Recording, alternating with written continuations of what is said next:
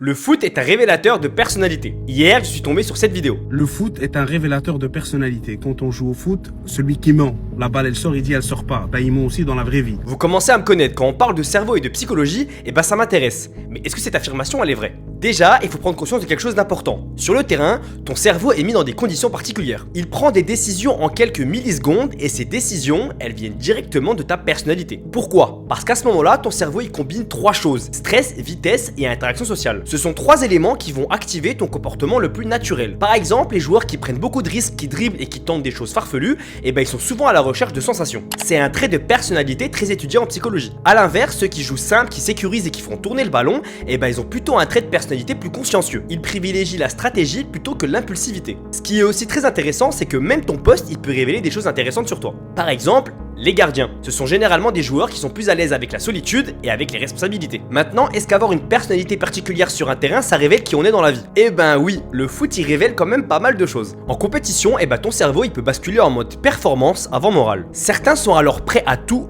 pour gagner. Ceux qui justifient ça, ils ont quand même une tendance plus élevée à la tromperie. Mais ça dépend du contexte. Parce que ton comportement, il n'est pas figé. En psychologie, on parle de cohérence relative. En gros, tu restes la même personne, mais certaines facettes de toi vont changer en fonction des situations. Et le terrain, eh ben, il révèle justement celles que tu ne contrôles pas vraiment. Donc au final, un terrain de foot, c'est peut-être l'endroit parfait pour se remettre en question.